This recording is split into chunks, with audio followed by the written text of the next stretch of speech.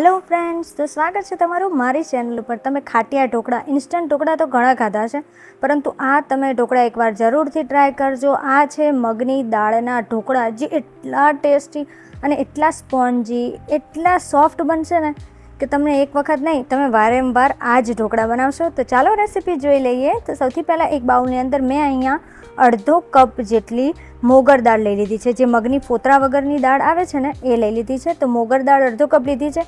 હવે એની અંદર આપણે પાણી એડ કરી. સૌથી પહેલાં દાળ છે ને ધોઈ અને સાફ કરી લેવાની છે. ત્યારબાદ એમાં આપણે પાણી એડ કરી દેવાનું છે. પાણી થોડું વધારે રાખવું, કારણ કે દાળ છે એ ફૂલાશે એટલા માટે.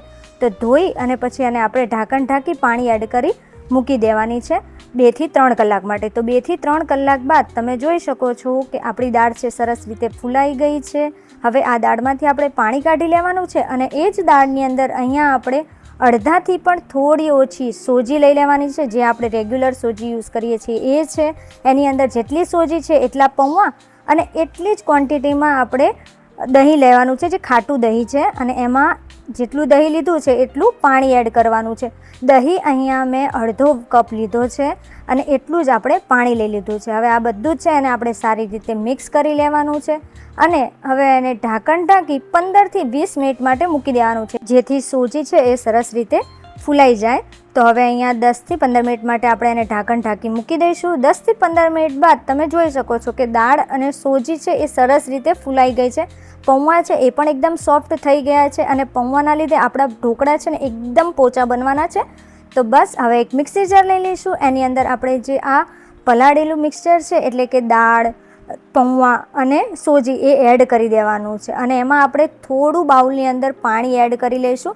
પહેલાં તો બધું પાણી અને દહીં છે એ સરસ રીતે સુસાઈ ગયું છે. તો એમાં થોડું આપણે પાણી એડ કરવાનું છે, લગભગ પોણા કપ જેટલું. ત્યારબાદ એડ કરીશું આદુ, મરચાં, હળદર અને મીઠું સ્વાદ પ્રમાણે લઈ લેવાનું છે. બીજી વાર આપણે કાંઈ જ યુઝ કરવાનું નથી. હવે આપણે ઢાંકણ ઢાંકી એને સરસ સ્મૂથ એવું પીસી લેવાનું છે.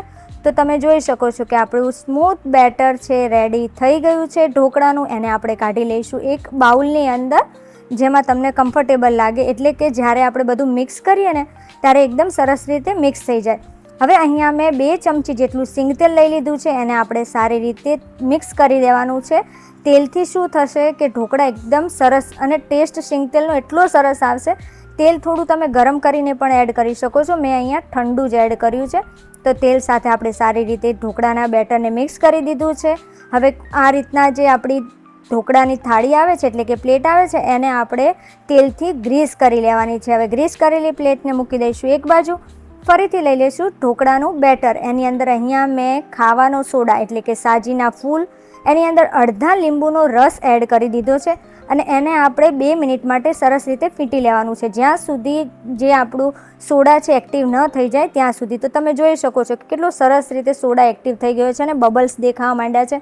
તો બસ આપણો સોડા એક્ટિવ થઈ ગયો છે. હવે એને આપણે ટ્રાન્સફર કરી લઈશું ઢોકળાના બેટરને થાળીની અંદર, એટલે કે ગ્રીસ કરેલી ઢોકળાના થાળીની અંદર.